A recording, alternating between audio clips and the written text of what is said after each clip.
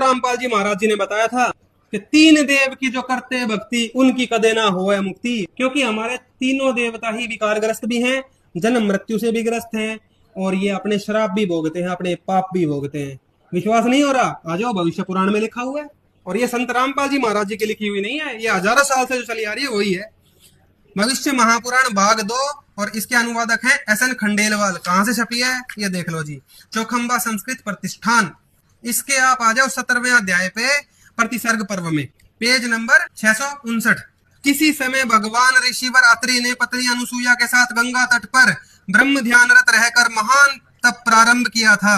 तब वहां ब्रह्मा विष्णु शिव अपने वाहन पर आए। तीनों देवता हमारे त्रिदेव आए। वे तीनों देवता अनुसुईया के पास आए। अनुसुईया देवी के बारे में फिल्म भी बनी हुई है, बहुत पुरानी, आप देख सकते हो, वहां भी जाके एक कथा। ये पेज नंबर 660 पे आ गया आप। रुद्र ने अपने हाथों में लिंग पकड़ा हुआ था।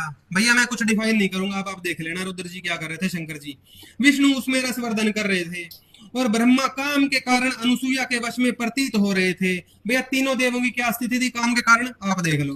तब ये देवता अनुसुईया से बारंबार कह रहे थे, हमें रति प्रदान करें, अन्यथा हमारे प्राण निकल जाएंगे। अगर हमारे साथ संबंध नहीं बनाओगी तो हम तो मर ही जाएंगे। ये देवताओं की ऐसी स्थिति हो रखी थी उस समय। तब उन माया मुक्त देवताओं ने उसे पकड़कर बलात् मैथुन का प्रयास किया।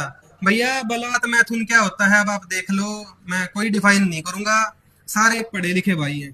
तब उस सती मुनि पत्नी ने क्रुद्ध होकर उन देवगण को श्राप दे दिया, तुम काम मोहित भविष्य में मेरे पुत्र होंगे। उनको श्राप दिया, तुम मेरे पुत्र बन के पैदा होगे, तुम ऐसे गंदे काम कर रहे हो अगर मेरे साथ।